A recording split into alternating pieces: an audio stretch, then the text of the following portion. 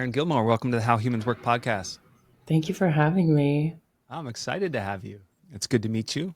And I'm Yeah. interested in a conversation, partly about systems of knowledge, but less about any particular system of knowledge and more about how the knowledges that we study help us along our path and the Mm, application of any particular system. So I know you have a handful of systems you work with. yeah. Um, Maybe we could start talking about what have been some of the guideposts for you along your path.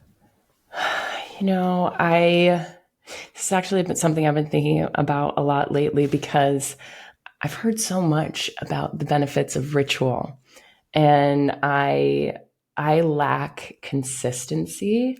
I've struggled with ADHD since I was diagnosed as a teen, and I have such a hard time not wanting to be like, okay, throw everything out. Let's make everything different again. This is so exciting. Let's never think about that system again. And so Right. I'm really trying to, I don't know if trick myself is the right word, but convince myself that consistency, ritual, and routine are actually what this disorder would thrive inside of, even though it tells me that that's boring and just basic and not useful. So I dip back and forth into all these different things, but the consistent one has been yoga since I was about 21, and I'm 38 now. So that one's stayed tried and true through this whole thing because I connect so deeply to movement, and that makes me feel alive, and it makes me feel like I make sense and everything else makes sense, especially when I am in like a chaotic moment. So that's the North Star for me is yoga and any kind of movement.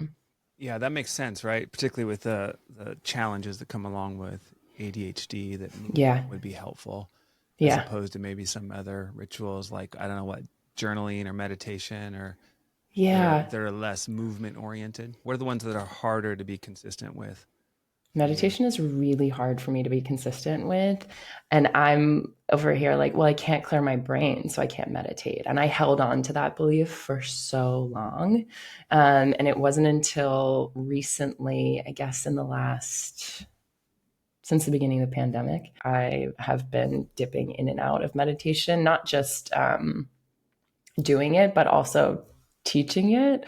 Maybe that's the like those who can't do teach. But I really connect to the accessible and grounded and like casual approach of Jeff Warren. I so look forward to his meditations because I know I'm not going to leave it feeling like, oh, I'm bad at this. I'm Right. going to leave feeling like, all right, I definitely didn't pay attention the whole time. And I'm not like an enlightened Buddha now, but I feel a little better. Yeah. And that's something. Yeah. So what's the doorway he gives you that takes away the like I'm not doing it right? Like what's his style? Oh, he's so casual. It's just like you're talking to a friend. You're in a casual conversation and it's very invitational. I have this real problem with authority and being told what to do. As soon as somebody's like, do it this way, I'm like, well, what if I did it exactly the opposite? And he doesn't have any Uh-huh. tones of that. His is just Yeah. like, try it on, throw Yeah. it out. And that's very much the way that I teach as well. So I Good. connect to Yeah. that. So a lot of freedom in that. That makes sense. I Yeah, mean, I do freedom. think that meditation is a tricky one and it's a bit of a setup because we get a lot of expectations or there's a lot of stories around what it is. And for me, my breakthrough with meditation came when I really thought about the triune brain.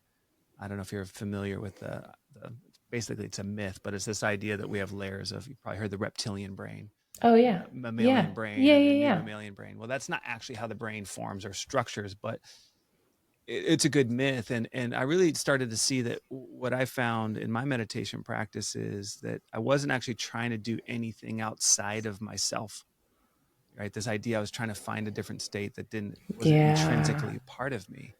Yeah. And that when I started to realize, like, oh, okay, this is what the mindfulness is. It's I'm just going to pay attention to my breath. Well, that's like the deep brainstem level of awareness without elaborations of thought or emotion. And I just keep going down to the most basic aspects of being a living organism. That really helped me see that that was the target place of the meditative state, was being in sync and in tune with that immediacy that, the survival mechanisms and the brainstem and the root of the brain has in our bodies. Yeah. So Yeah. that really helped me.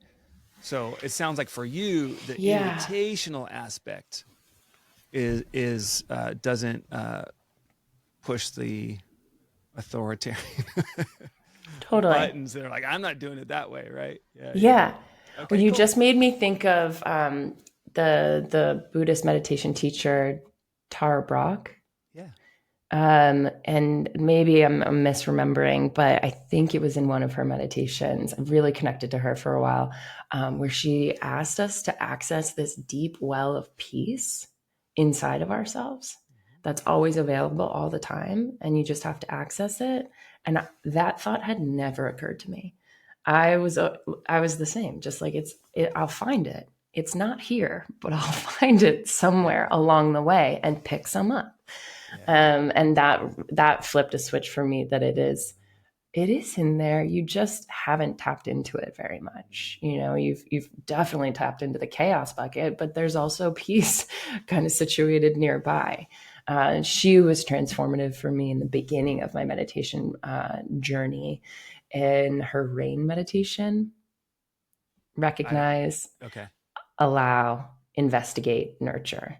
Okay. Yeah. The I'm rain. pretty Yeah. sure I think she made it up, but I could be I think she wrong. did. Yeah. And I just did that one over and over and over again because I loved just, I know what's going to happen. I love the steps that I'm going through. I'm recognizing, allowing, and nurturing and tapping into a sense of empathy, which has been transformative for me.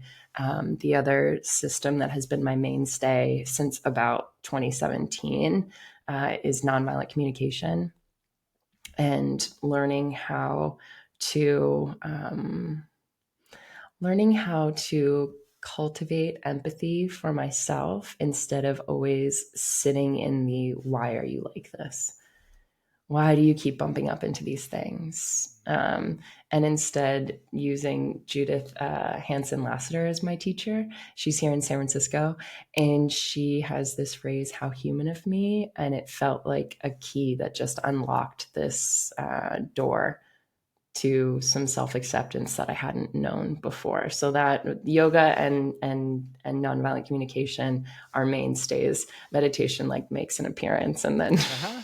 and Yeah. then I forget about it again. Right. Yeah. Yeah. So tell me more about the NVC work, in terms of how that made that shift for you, because I don't think I know it enough to understand.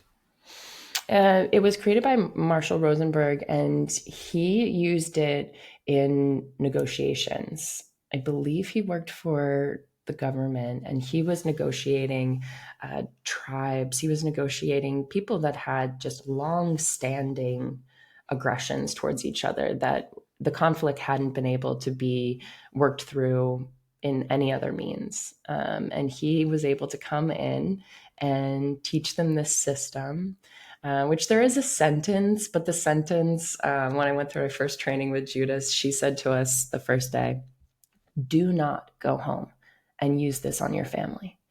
And we're all like, well, I'm not going to do that. And the next day we all get there, and she starts and she says, so, show of hands, who went home and used it on their family? And everyone's like, like, how did that go? Not well. Yeah. Not well. Because it sounds like someone's doing something to you when you use it in the most basic form. Hmm. So basically, you make an observation and you state your feelings, and that leads you to the needs that are met or not being met. And then finally, you make a request, which is the strategy that you'll use. Yeah. There's So like you're the underlying algorithm of the pattern that's there. Of how do you, exactly, yeah, yeah, how do you relate to exactly. someone in a nonviolent way? That makes sense. But But when what you about say it? it in this sentence, it's like, when I see you not do the dishes, I feel a blind rage. And my need for cleanliness is not being met. Would you be willing to stop that or do the dishes? It sounds like very like, are you therapy speaking me? Like, stop that. Yeah. Yeah. But it's a foundation, right? It gives it kind It's of a foundation. structure, It right? So yeah, gives you the it's awareness of how jilted or whatever, but it's not natural, but it begins the process. It's like an implant. It's like, okay, let's graft this into you and see if it can grow something real. totally. And Yeah, it that makes took sense. me years for it to like Yeah. settle into my system in a way that felt like I was living this rather than I was trying to plug things in and then working so hard to not say it as that kind of algorithm. So how do you say it now? How I do you do it will now? Yeah. very much, she says this over and over again, in the heat of the moment is not the time for strategy. It's just the time for listening. It's something like, I think we hear 30% of what the other person says. So it's a very low percentage of what makes it through when we're not sitting there thinking like, well, what am I going to say to that? Well, that made me feel this, So she's, her main ethos is deep listening. So for someone who loves to talk, my first attempt with this is to just listen and to keep saying to the person, especially if I'm triggered, tell me more about that. Yeah. I really want to understand. I don't think I'm understanding. And I can feel myself feeling pretty angry right now. So I'll just name my own feelings and then give them space to keep talking about it so that perhaps they're deepening my own understanding. I can actually see, oh, we're feeling similar things. Oh, our needs are actually the same. Our strategy is different. So that's where most of the conflict comes in. Is just everyone has a very different way Yeah. of going about meeting their needs. Yeah. But when you understand that, like, oh, the needs are the same, and we can save strategy for later. It's just about us actually trying to hear each other and feel a sense of understanding. I love her definition of empathy. Empathy is understanding independent of agreement. I don't have to like it. I don't have to think it's good, but I could understand how you're feeling that way, given what's going on in your life and your history and all of that. Beautiful. Thanks for sharing that. I want to circle back to that little move you made where you said I shifted to more compassion for myself. So how did that translate to your own treatment of your own self, which you mentioned earlier? Yeah. Yeah. Mm-hmm. So NVC has this list that you can just type in, feelings list, needs list. And I took a screenshot of that and kept it in my favorites folder on my phone.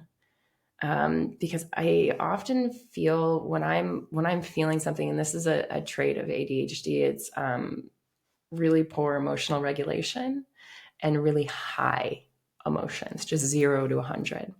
So I would just feel swamped with emotion and just like I'm flailing around in the dark. I would take out my thing and look at the feelings, and there's so many that go just beyond rage, happy, sad, annoyed. So just being able to see this full spectrum of what I could possibly be feeling and sit with, she always instructs us to go to your belly. She likes to say that that's where the feelings live, and meditate on the feelings in my chest and in my belly. And when you are able to put your finger on precisely what you're feeling, I was able to access some relief from that and not feel so overwhelmed or lost by it. And so just that practice of being able to take time for myself, get clarity within, okay, what is going on? And then take myself into the next step of like, all right, if I lift up the corner of this story, what needs are hiding under there? What feelings are hiding under there? And then the strategy of how I move forward becomes a whole lot easier. So that awareness, I guess, allowed me to feel more human and less like a problem, or I don't know how you feel like about swears on your podcast, but less of an Say F up, less of a fuck up. Because that's my stories are I'm stupid, broken, and fucked up. And I'm sure that's not an uncommon story for people. But it helped me walk back from that being my landing place every single time. Well, it's because you're a fuck up, and this is how you're always going to be. I feel like I'm getting a glimpse into the journey of what it's like to have ADHD and the ways that it's impacted your life and the resources you've found, but also, the the fucked up feeling or the broken feeling that can come along with it when there's, high emotional valence and low emotional regulation. And so, yeah, I'm just really appreciating that glimpse into it. And it makes me think a little bit more about that 21-year-old part, which I know we spoke about in that part of your path. And I've been thinking a lot about, you are over 35. So I've been thinking a lot about life before 35, like how that's such a important conversation, I think, for people under 35 of what it was like for people, like me in their 50s, or for you in your late 30s. So I'm curious about that. I guess I just want to offer up life before 35, the path of yoga, finding its root in you, and able to be consistent, knowing that you grew up with some ADHD and some focus challenges, which, by the way, I identify with, not maybe to the extent that you have it, but definitely in my 40s, I started to realize, oh yeah, I'm actually having, this struggle is a focus struggle, so I have, and I do at times have that. There's so much more awareness of ADHD. As when I was first diagnosed, I think I didn't actually think it was real. Like, it was like, oh yeah, sure. Everyone gets distracted.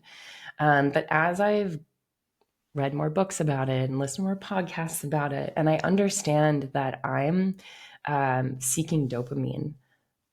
I have a hard time getting dopamine in my brain. So I'm doing these things. I smoked cigarettes forever. Even as I was in yoga, even as I was teaching yoga, I couldn't wait to get out of yoga so I could have my first after yoga cigarette. There was all of these behaviors, drinking too much, my eating disorder. All of these were born out of ADHD rather than born out of you're just fucked up.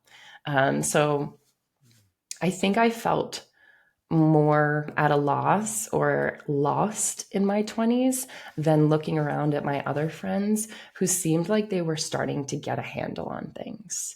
And that only drove the narrative further because they have graduated college, which I dropped out of college twice. And they have these office jobs, and I don't want one. And, I'm splitting a burrito into thirds to feed myself throughout the day because I have no money whatsoever. So I think life before 35 was just a lot of chaos. And yoga was transformative and changed my life, and becoming a teacher changed my life as well. But it didn't fix me. And I'm still trying to dissuade myself of that notion that I need to be fixed. And if I could go back to my 20s self, I would just whisper that in her ear. Yeah.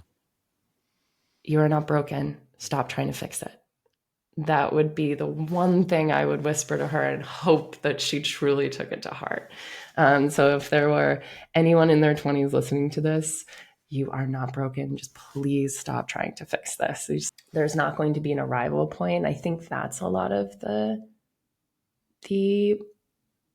conflict or struggle as well, is because when I was younger, I was going to get married at 28. I was going to have my first kid at 30, my second kid at 32. You have these notions of what being an adult will be like and like when that is.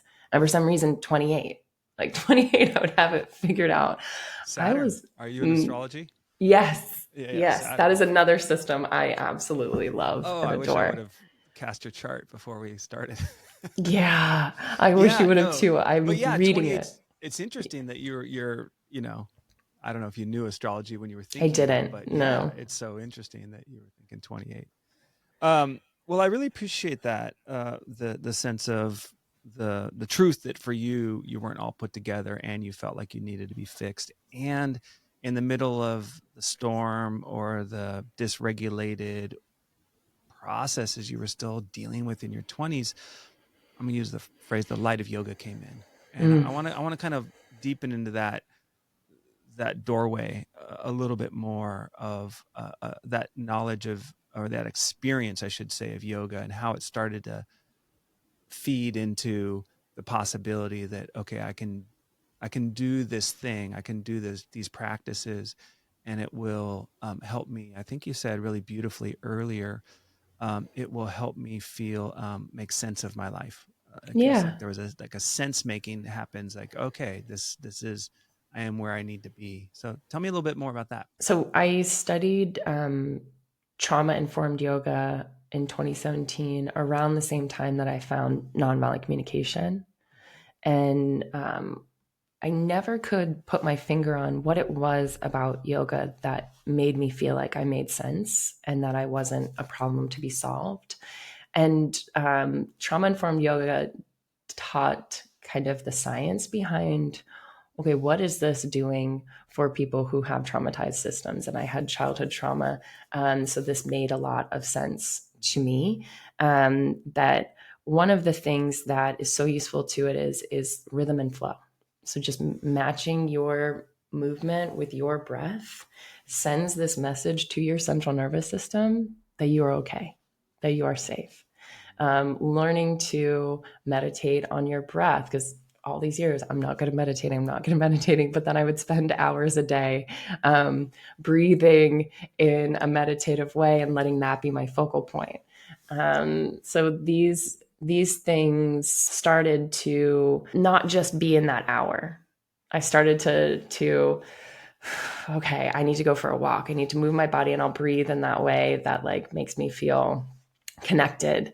So that was, I guess, the essence of why this started to work for me was this is a connection point. Like you said, it's the light of it, but it was just a doorway into connection, I guess, is a poor way to put it. But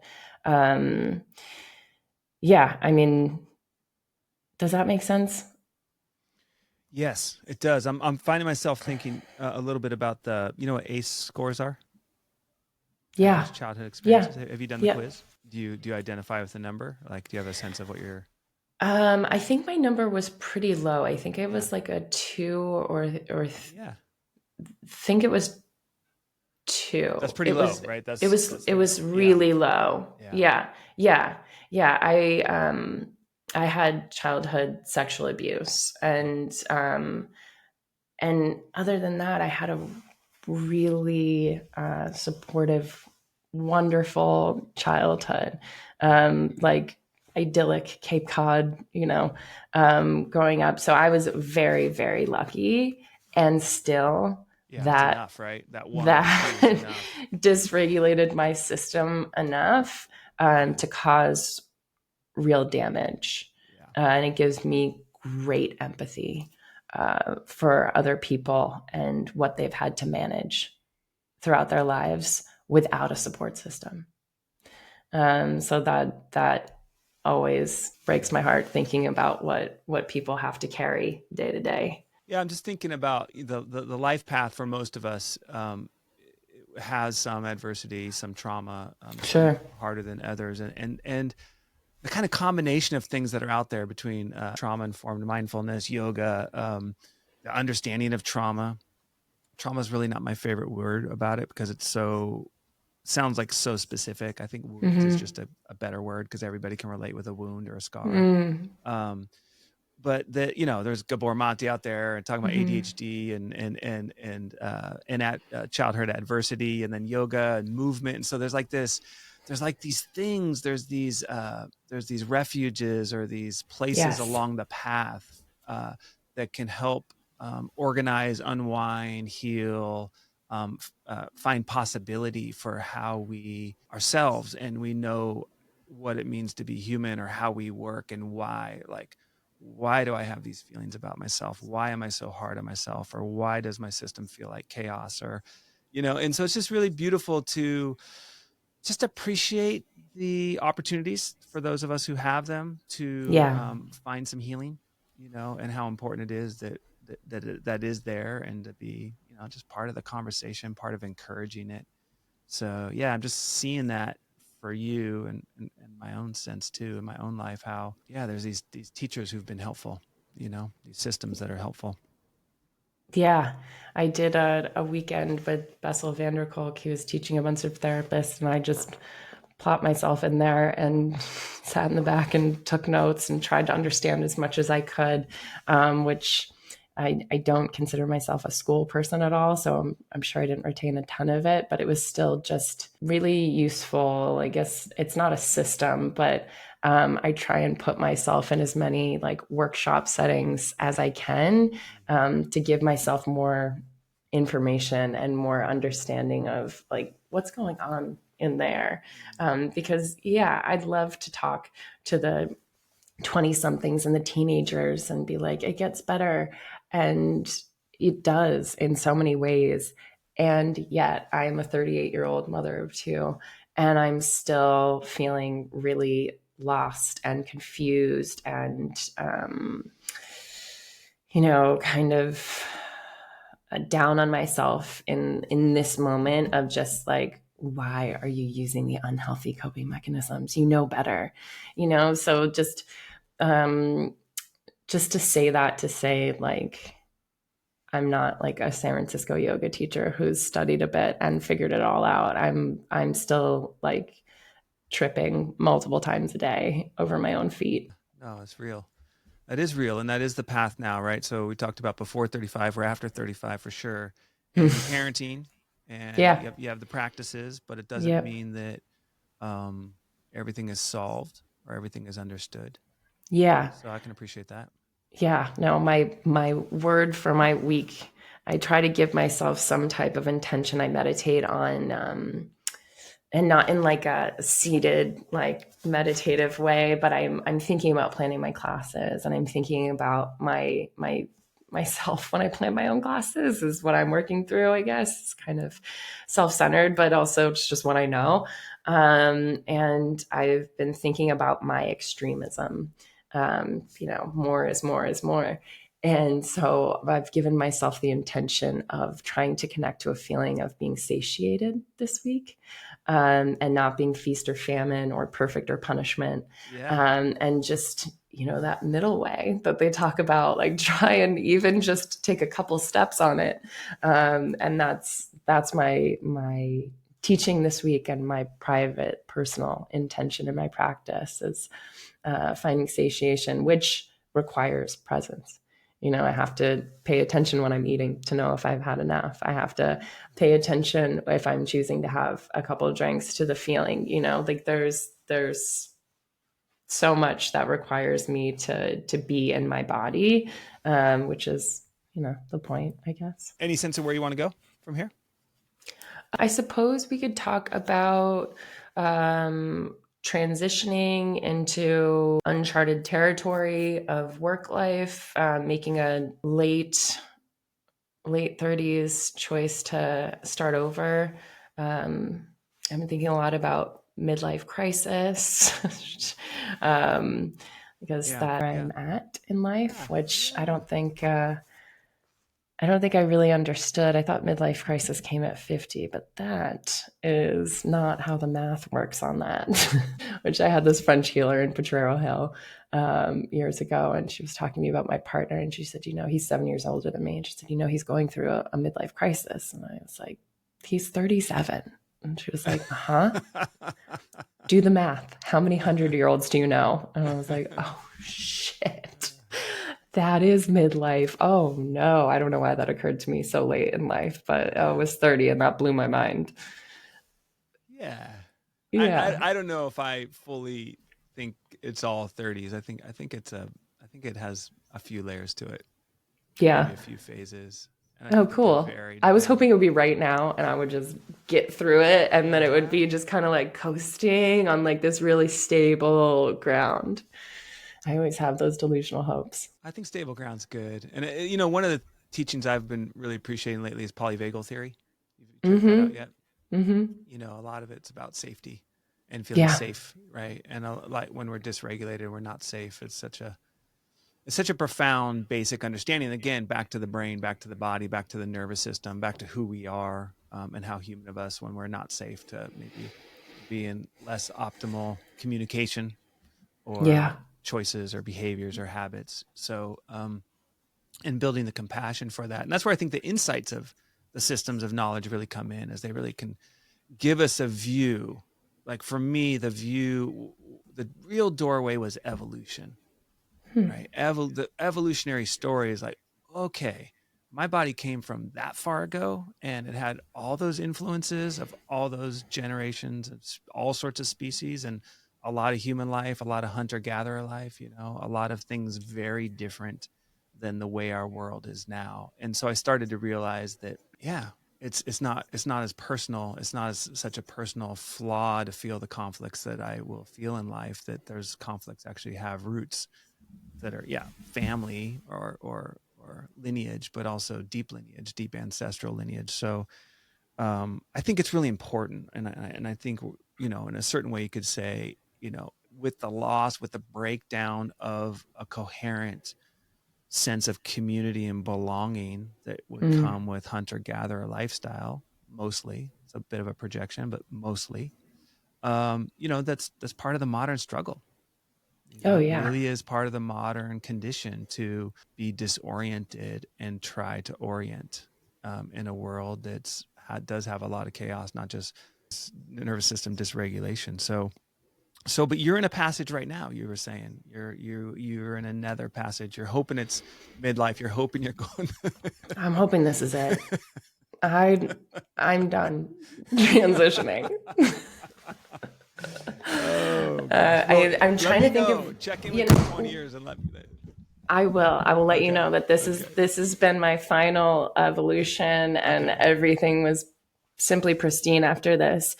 I heard a Buddhist teacher the other day say that the Buddha always said that, on impermanence, that everything is always becoming, and I really liked that lyrical way of saying it, and it also made it feel less fearful for me, that of course this is not going to be my last transition. Yeah. Everything is always becoming, and I'm going to continue to see different paths and different perspectives, and Yeah. hopefully keep zooming out and taking it less personally, which is so hard for me. I take everything so personally, and get into this little cocoon of like, everyone hates you and everything you're doing is dumb, which is hard for someone who's now trying to step into being completely independent. And I've been independent throughout this last 14 years, but I was supported by different apps that I help create, and I just recently, after 7 years, parted with this last one. I've been feeling, like I don't want to be modeling and using my body to make my money in that way. So I've walked away from a lot of income, and I kind of feel like I'm free falling. Like I pulled the rug out from under myself. And part of me feels this deep sense of anger at myself. Like, why did you do that? You should have just sucked it up, shut up, and kept trudging along. And then the other part of me knows that this is my one life. And why do I want to spend it being miserable so that I can get the Audi of my dreams, and that if I'm driving that Audi, will I access inner peace? Does it live in that car? No. And I know that in my mind and in my heart. So I feel like I'm free falling right now. And it was funny that you reached out, because I'm grabbing at all the systems, and that's when I know I'm free falling. Yeah. I joined because I'm from the Northeast. It's not woo woo. We didn't hug anyone when I got here, and everyone was trying to hug me. I was like, "What are you doing? I don't know you."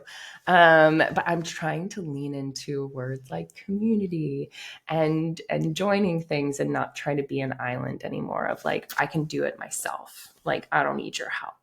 Actually, would love some help. I don't know what I'm doing. So I joined a coven. It's with astrology.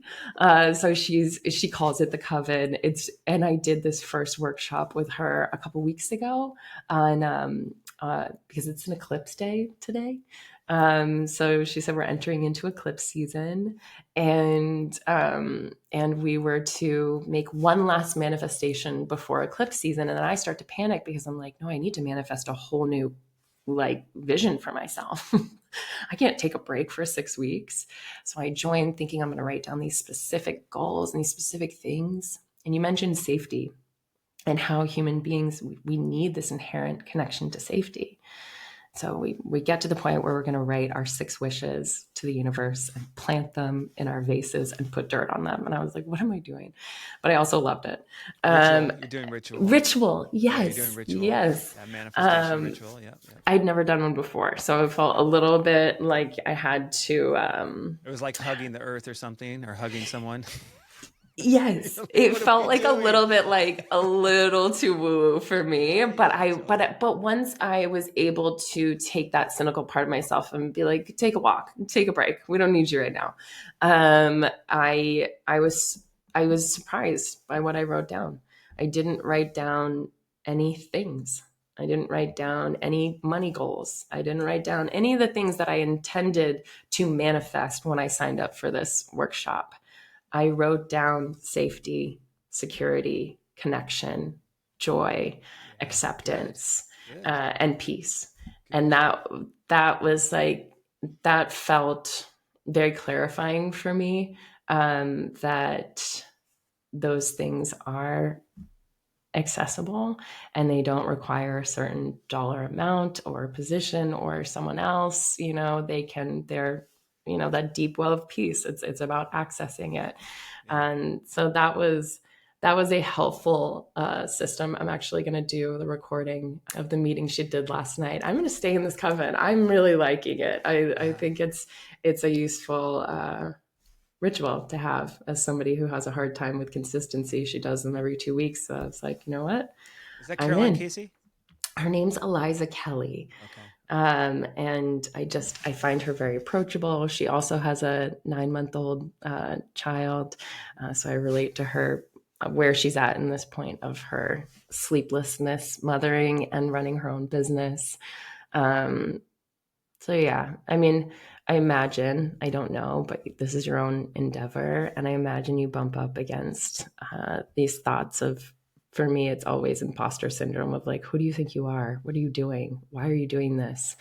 So I'm trying to, I don't know, like I don't know the right way to say it is like walk through it or like let it be there or, use it in some way. But Yeah. I guess at the precipice of starting this completely independent platform for myself, I'm feeling a bit out of my depth, I even bet. though I don't think I am. Yeah, yeah, Yeah. Yeah. No, I bet it's obviously it's change, and then it's big change in terms of how you've been running the economy side of your life, and then but it's heartening to hear the values show up in the ritual. yeah, Like those are pretty priceless, right? Those are pretty priceless. yeah, Mhm. yeah, and they're not out there over there in the things that I think I need to have those things in my life. They're actually quite accessible to a degree. I do have a house in San Francisco that I feel safe in. I do have a car that runs, like all of these things add to the privilege that I can access a sense of safety even as I'm free falling. Yeah, I mean, I think it's real, and I'm not here to advise or guide, but I definitely feel that it's part of the path that we do have to step through these different passages in our lives, and that it makes sense that a knowledge, a system, some structure to help support some insight into help us when we're disoriented in a passage, and it's brings up emotions, maybe brings up old emotions, brings up old familiar emotions and patterns that you know that seems, I would say that's really normal in my life, and I would suggest it's normal in yours too, that for us to not necessarily stick Yeah. the acrobatic gymnastics of a life passage, that it can be a little bit awkward and clumsy, and I think it's true for me too.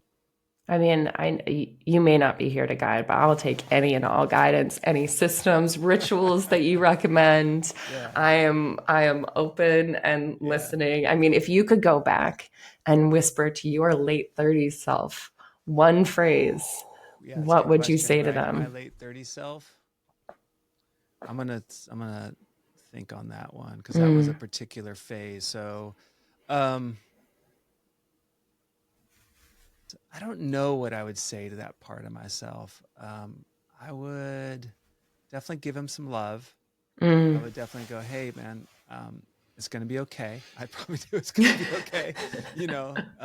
This is a precious, but it's also a challenging time, and I probably would give him some financial advice, like, and then I probably would. I would encourage him in some way. I would encourage him towards, yeah, trusting yourself more, Jeff. I'd be like, yeah, trust yourself. Hmm. It's okay to be deliberate. And I have really strong Saturn patterns inside myself. So I Okay. do have strong critical parts and Saturn energy in different ways. And I've been really exploring the metaphors of astrology with having more Jupiter, more expansion, more possibility, more places of bigness in my life, but honoring Saturn because I need to. And Saturn is like an ally for me in a strange way, being really disciplined and focused. But I can get into that to a fault. Like I can become too limited in my mental structure. My Saturn's in Gemini, actually in the ninth house, which makes it kind of tricky that way. But for those who aren't astrologically fluent, it just means that I have mental criticism in the areas of learning and expansion, would be one way of saying it. Um, What do so you yeah, mean by it's okay to be deliberate? yeah. To make intentions and to strive and to Mm. like to go towards things deliberately, like to do things on purpose or with purpose, maybe is another word, to be deliberate, to do it with purpose. So past Jeff was afraid of putting himself out there. Is that Oh, I think lots of Jeffs have been afraid of putting himself out there. But yeah, I would say a little bit. Like I mean, it's hard to suddenly jump. I'm in the host role, but to jump into right? the psychology of my late 30-year-old self. I mean, I think I was a really good father for young kids. Like that was Mm, no problem. I think I had a lot less stability and confidence in, you know, I've been an independent provider, independent practitioner. So there's a lot of solitary alone yeah. challenges that came. I had to face a lot of hard feelings, both like taking care of patients who maybe I wasn't able to take care of and seeing people in suffering. And then also just the challenge of like running a business. And so I think I would have been, hey, be more deliberate about your business, be more Mm, deliberate about it. And I think I was protecting myself from those discomforts by just taking it a little bit lightly. So I think I would have, I'm hmm. really deliberate now and I've needed to be, but I would have encouraged that development in myself earlier than I think it came about for me. And I identify as kind of a late adopter. Like Hmm. I kind of come to things late. Sometimes I like, oh, I'm just realizing this now. Like, okay, all right, this is where I'm at, but this is my lesson now, and I kind of judge that other people in a positive way, will get things earlier than me. So I kind of have this weird contrast about me, Erin, where I'm both like I'm really quick at getting things, but then I'm Yeah. like late to really get them. Yeah. Oh, I It's connect to that's that. yeah, yeah, Yeah. mhm, Yeah. yeah, Oh, that's really nice and important for me to hear. Is I have a hard time taking myself seriously in the right way. yeah, Like I take myself too seriously and then I suck all the fun out of the room and I'm like, "Oh, you're doing what you want to do and you've made yourself miserable. yeah, Congratulations. yeah, Hats off to you." And then not taking myself seriously in the way of like I have a really hard time receiving so quick to make a joke. I just have to make a joke to like block the gravity of what they're saying sure, to me from landing. So I really appreciate that. Go forward with purpose and intention, and just hear the whispers or the shouts of fear, but take this purpose seriously. Yeah, absolutely. And in the astrological language, I would say that's misplaced Saturn. Like for me, I really identify with that. Like it's easy. Saturn's going to have its due. It's going to say, look, how do I deliberately live my life knowing that there's timing, rhythm, and realities that Mm. need to be met. And so I can do that at like just a self-critical level and let Saturn live in a kind of self-judgment hard place, or I can use that same energy of deliberation in order to foster something that's not as self-punishing or self-limiting. The timing thing is I'm so often people will see me with my 9-month-old and my 3.5-year-old, and they'll say to me, "Enjoy it. It goes by fast. Enjoy it." And then I'm like, I'm stressed out because I need to be more present with them. But I'm on the other side. I'm like making this huge work transition, and I want to provide and give them all these things. So I'm like feeling really split in two on the like, you better not miss out on this. And then the other part of me that wants to strive, strive, strive. So I hope if there's any people in their 20s listening to this, enjoy it. You have time, relax. Uh-huh. It's okay. You're gonna figure it out, and don't get it caught up like I am right now in the frenetic energy of like, I need to be 100% present, but I also need to be 100% working, and finding uh, the middle ground on that is elusive for me. Yeah, and I think a way of saying that, just for the listeners, is a way of saying that is that every passage in our lives, there's an invitation to be more present than Mm. sympathetic driven, right? In the polyvagal theory, like I can be in the fight or flight, or I can be in the immobilized, like really shut down, maybe depression. But when am I in safety? Where can I find places of safety at any day, any hour, any part of my life? And using that kind of belly wisdom, that kind of heart sensitivity as a way to like, okay, this is now, and this is the phase I'm in, and it's always changing. My wife and I, we have kids. We have one senior in high school and one kid in college, and I'm Mm. seriously looking at like, okay, what about this feels so different? And I realize as I look around and I see there's lots of young people, more and more young people. I realize that there's not more young people. There's just more people who are young to me. And I Mm. look at the people who are walking down the trail and who are older or my age, and I realize, okay, we're at the same point in the affliction of time that they are, or they're further along. Or how are Mm-hmm. they doing? Like, how are we doing with time? How is that person aging? How am I aging? Right? That kind of natural comparison that can show up.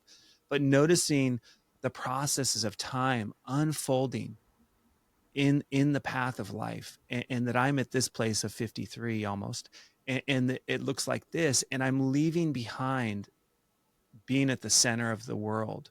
Really, for me, the center of the world of human life is that phase of reproduction, of we're having kids, we're gathering around that, we're raising them, right? Mine are like departing, so I'm almost on the end of that. Pretty Mm-hmm. much, we're pretty much at the end of that at this point, and it's a very different station. It's a very Yeah. different position, and it brings different kinds of feelings. And I think the catchphrase is empty nest. Yeah, empty nest is cool. Empty nest is cool for us because it's like we had 4 months of it. My daughter was in a program, so we got to really experiment. Like, this is great. We can actually have cook when we need to. Like, we're not planning for anybody else. There's no more parental pressures, direct parental daily pressures in our marriage, and so we can just be married. And that's not empty at all. That's really rich and full, and it's like a return to where we were before we had children. Mm. But this other thing around, just releasing and adopting, okay, well, what is it now that if I'm not in the, diapers to elementary school to middle school to high school phase, like it's just a really different orientation. But I want to come back to this idea of polyvagal theory in the sense that it can help remind us that where you are, where the 20-year-old is, where I am, that like the question of, is my nervous system safe? Mm-hmm.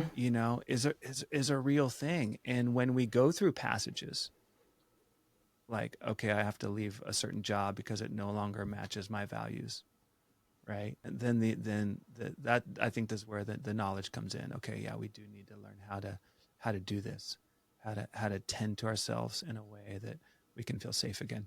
So here I am. Yeah. I'm guiding.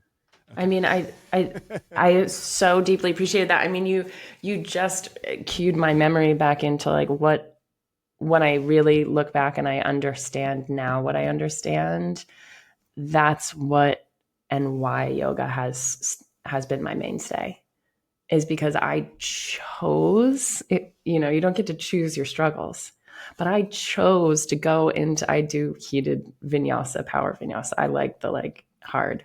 Okay. I chose this struggle. I know it's going to be hard. I know I'm going to meet up with confusion, frustration. I'm going to meet up with all of these different faces of strife or whatever. And I also know I will survive. And then I make it to the end and I can feel my system coming down off of that cliff. And I'm deliberately taking it down off that cliff through cooling down, through using my breath, through stillness, through rest. And then I have more evidence that I can file away in my cabinet of you survive and you actually do know how to take care of yourself. And you are really good at this. So now Yeah. that I know how my system's responding to a heated room, to loud music, to moving fast, and I know I'm getting into fight or flight, and I'm very like fight. And Okay. then Yeah. what can I East do? Coast. Yeah, Let's yeah. go. It is. It is. Oh, it is.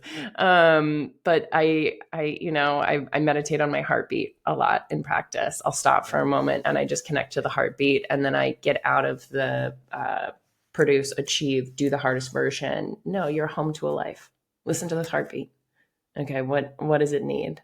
And that is learning the nervous system and how to acknowledge it and sustain it, and not leave yourself in a state of, yeah, I've been miserable making my money this way for a long time, and I can't wake up every day like on a cliff. Yeah, so I'm on a different cliff now, but I chose it. So Yeah. Good. Yeah. Good. yeah, And you're bringing in the skills. Now, I'm wondering if it would be useful to talk a little bit about trauma informed yoga and what it does at a nervous system level, because we're right there. We went from yeah, polyvagal to how yoga actually is helping you. And I would suggest that as an arc of a intentional stress experience, that you welcome the adversity of having to face the different strifes, that the things that come up as you enter the difficult practice, and then as you achieve that practice and you find your way through it, you have a sense of, oh, okay, yeah, I'm good. I'm good. My system works. I can handle an adversity. I can face the yes. hard stuff, and I can still feel good, and I actually feel better in the process. The trauma informed yoga basically teaches you just first what is trauma, and then it teaches you what does it do to your nervous system, how does it dysregulate it, how does that show up perhaps in students or in yourself if you're studying for yourself. And then they teach you their pillars of what a trauma informed class needs to have. So I bring the aspects of trauma informed yoga into my class, but my class is not a strictly trauma informed class. For instance, I play music, and we have everyone facing in the same direction. So there's people behind other people. A truly trauma informed class is going to be a container that is so thoughtful. So it's, let's say the trauma informed yoga is for vets, it's for abuse survivors. You are trying to hold a container that keeps their nervous system actually pretty even. Yeah. You're not trying to go up into sympathetic. Yeah.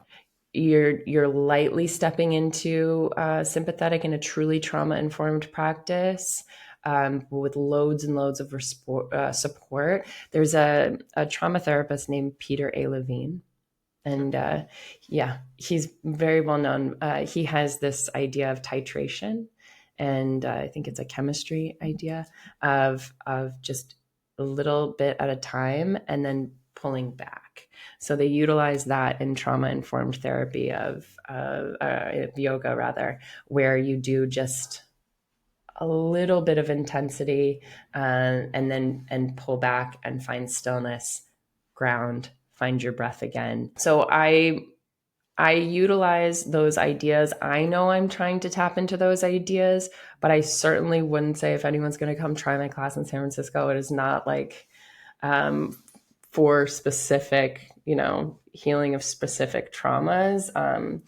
It's still just a very general class, but it teaches people to work, like I said before, rhythm and flow is one of their pillars that I can manipulate. And I know that's like, it sounds like a bad thing, but in a good way, manipulating my central nervous system in a way that I'm like meditating on inhaling my arms up and then just exhaling my arms down, inhaling my arms up and exhaling my arms down. And I can assure my system that I'm safe, because I'm obviously not being chased by tigers and bears if I'm doing some type of like choreography with my breath and my body. So that's a very like zoomed out perspective of what trauma informed yoga is. As you described your own encounter with your practice, it felt like it was helping to regulate the ADHD, or maybe the way the trauma can, or the dysregulation can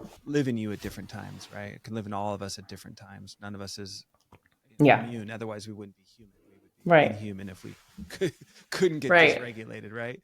Yeah. So as you work that, and as that comes about, I felt like not just generally the teaching side of it, but your own direct experience of reinforming your body that you don't have to live in a dysregulated state. Well, yeah, because Yeah. any tool can be misused. And I started to misuse yoga the same way I misused my Adderall, and the same way, I'm more and more and more and more and more. And let's see where that goes. So I was doing Ashtanga every day for an hour and a half and getting as strong as I could and doing the hardest things I could and binding my body. And it was hurting. I was as fit as I could possibly be. And so, making myself kind of miserable. Then I took the trauma-informed practice, and one of the women who was leading it led us through chair yoga.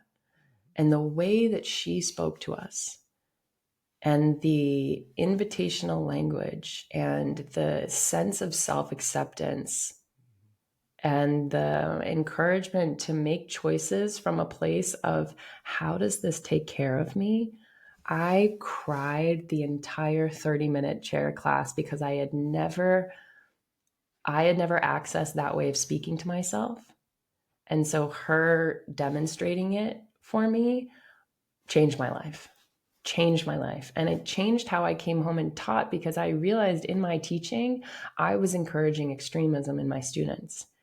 I was always complimenting the person in the handstand, or, yeah, let's go. Like, I'm intense. So I brought that intensity into my classes, and they were the hardest, and they were the this, and they were the that. And I completely shifted that approach when obviously I can't teach chair yoga in the marina. Everyone would leave. But I brought in a presence that she gifted me, and that changed my personal life, and that changed my professional life. Can't thank her enough. Yeah. Powerful. Yeah. How long it ago was that? That was in 2017. Okay. Yeah. Good. So it's been a minute. Yeah, it's been a minute, huh? Yeah. I want to talk about community and teaching, right? Because you are a teacher, and you do have a community you work with and support, and I guess in some ways offer to, and just talk about that particular part of your path. You open to that? Yeah. I mean, my in-person community is in the marina in San Francisco. So it's a very type A, very high achieving crowd to live in the marina. And I've been teaching there for 11 years. And the feedback that they give me is that I am helping them to be more accepting and less, let's raise the bar. Now let's raise the bar, and let's raise the bar. So that makes me feel like I'm bringing something useful into that community. And they have been endlessly supportive of me and all my experimentation and all of the different. So I don't really teach like a like a yoga class. I've actually asked to change the name of it, but the studio owner won't let me because it's so much Pilates. There's dance, there's bar, there's strength training moves. It's like a real kind of like grab bag of different modalities because that felt really healing for my back. I injured my back trying to take an Instagram photo in 2015. So that was pretty cool. Gave myself permanent low back damage trying to do a handstand somewhere in the cloud. There is a blurry photo of me trying to do a handstand and flipping over onto my chair and hitting my back just right at my low spine. So that's acted up over the years and gave me a really humbling lesson on vanity and performance for people and how that might actually be harmful. So that those are the things I bring into my class because they feel strengthening and healing for my own body. And then I have an online community that I've grown over the years by just being probably much too transparent and going from like writing in my diary to just writing online. And then I have other people who found me through the different apps that I used to work for. So there's a big global community of people. I had a woman come to my class from New Zealand the other day. She came to the marina and she was so lovely. And it made me feel kind of like, wait, how do you know I exist? And so I've developed a big community over the years, and I think it's very much rooted in. Instagram tells me it's 86% women. I think it's rooted in common, like most communities, common experience. It's a lot of women who have gone through eating disorders or struggle with, like you said, the self-criticism talk that a lot of us have. But yeah, is the community I've gotten is because I start class by observational humor of something that has happened in my life that day, where I just ask them or share an anecdote with them that happened that day, and try and relate it into the intention, the purpose of the class that I'm trying to bring to them. So last night I just asked, is anyone here good at moderation? And if so, how were you raised? What did they tell you? I would like specific notes, details, find me after class in the lobby, because I don't know. I've never met moderation. I don't know her.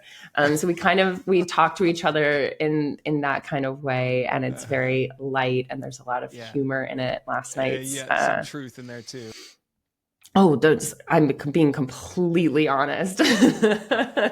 So yeah, the community I've gotten is because, or the teaching style I have is to just tell the truth. That's actually the nonviolent communication teacher. She said the greatest mantra you'll ever have and ever need is tell the truth, tell the truth, tell the truth. And so that is one of the mainstays of my teaching ethos, is to just tell the truth. And some days I show up and I haven't metabolized a lesson that day. Maybe I've even become a worse person. I don't know.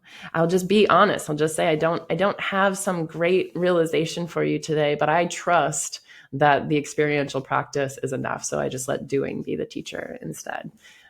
So yeah, just trying to lead with honesty, and I think people appreciate that I am with you in the trenches. I certainly don't have it figured out. I don't know what I'm doing more often than not, but I'm trying.